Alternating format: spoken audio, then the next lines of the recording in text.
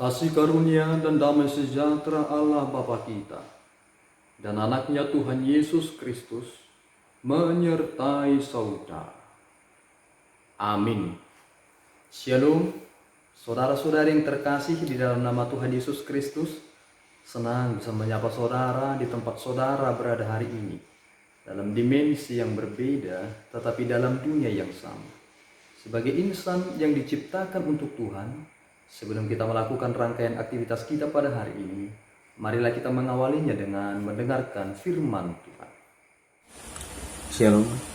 Ayat harian untuk hari ini terdapat di Wahyu 21 ayat 3. Lalu aku mendengar suara yang nyaring dari takhta itu berkata, "Lihatlah, Kemah Allah ada di tengah-tengah manusia, dan ia akan diam bersama-sama dengan mereka. Mereka akan menjadi umatnya, dan ia akan menjadi Allah mereka." Demikian ayat harian untuk hari ini. Shalom. Saudara-saudari yang terkasih di dalam nama Tuhan Yesus Kristus, kita menanti-nantikan Yerusalem yang baru, di mana kita bersama-sama dengan Dia dalam keadaan yang bisa berkomunikasi satu sama lainnya. Jika sekarang dalam dunia ini, ketika kita hidup, seolah-olah ada hal yang terselubung yang membuat batasan antara kita dengan Allah, yang tidak dapat berkomunikasi secara langsung, dapat bertatapan secara langsung, karena ternyata pada hakikatnya Allah membatasi dirinya lewat kekudusannya. Itu terlihat dalam perjanjian lama ketika Allah membatasi dirinya kepada orang-orang Israel. Tetapi siapa yang masuk ke dalam kerajaan surga kelak adalah orang-orang yang kudus. Perhatikan dengan baik bahwa ternyata ada beberapa orang yang tidak masuk ke dalam kerajaan surga. Itu tertuliskan dalam ayat yang ke-8. Klasifikasi itu jelas bahwa ternyata orang-orang yang tidak kudus, tidak memelihara dirinya dan memenangkan perjalanan hidupnya, bukanlah orang yang memiliki kesempatan untuk berada dalam takhta itu di masa depan. Saudaraku, perlu sekali kita memprioritaskan sesuatu yang penting dalam hidup ini, bahwa ternyata sering kita abai bahwa perlu sekali sosok pahlawan yang memiliki integritas itu. Jika kita menonton sebuah adegan film action, sering sekali orang melontarkan pertanyaan, siapa bintang film tersebut? Tokoh utama itu menjadi sorotan. Bagaimana ia mengawali cerita dan bagaimana ia mengakhiri peristiwa.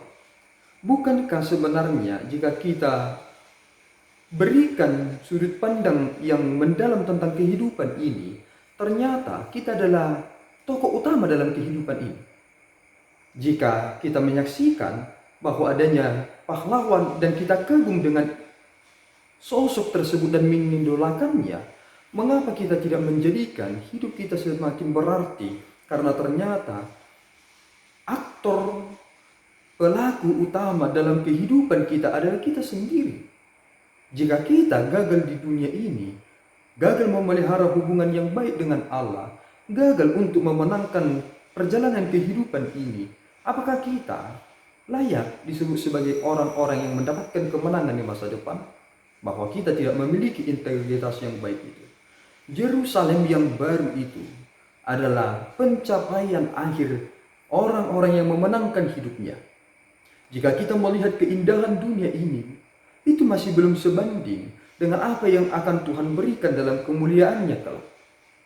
Paulus berkata dalam kitab Roma bahwa apa yang kita derita hari ini tidak sebanding dengan kemuliaan yang akan diberikan kepada kita di masa depan.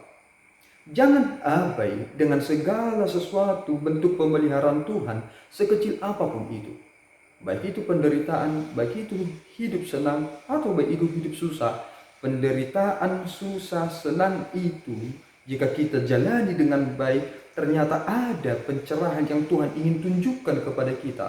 Supaya kita orang-orang yang terus patuh, hormat, dan memenangkan kehidupan ini. Bukan menjadi orang-orang yang abai, apalagi apatis, terlebih orang-orang yang pesimis. Oleh karena itu saudaraku yang terkasih, kita akan bersama-sama dengan Dia. Sebagaimana kemah Allah akan diam bersama-sama dengan mereka.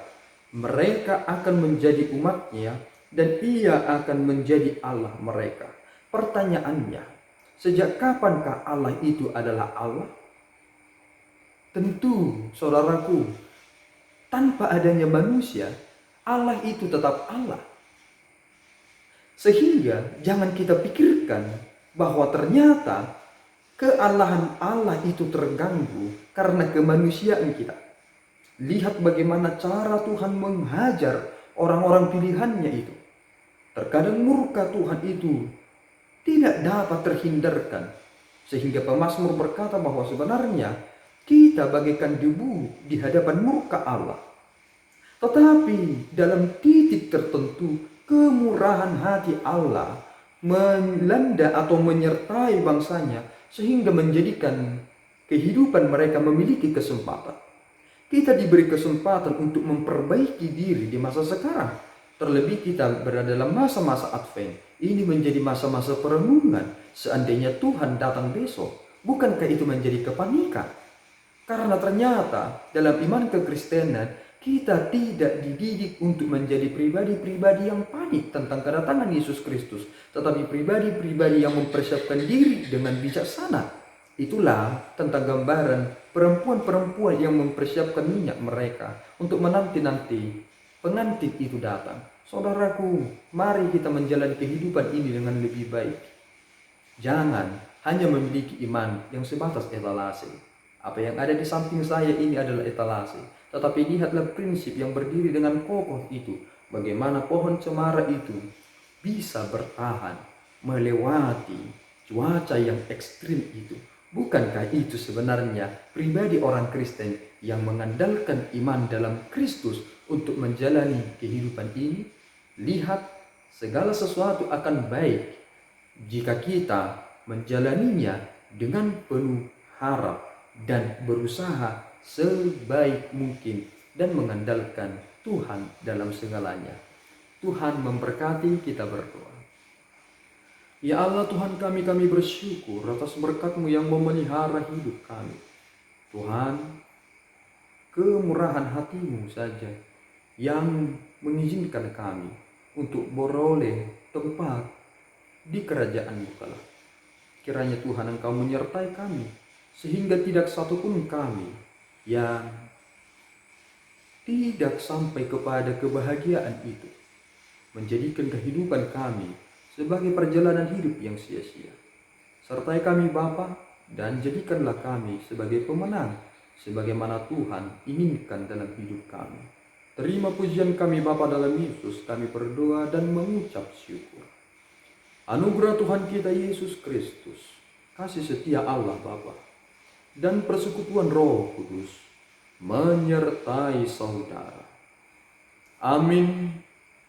Tuhan Yesus memberkati.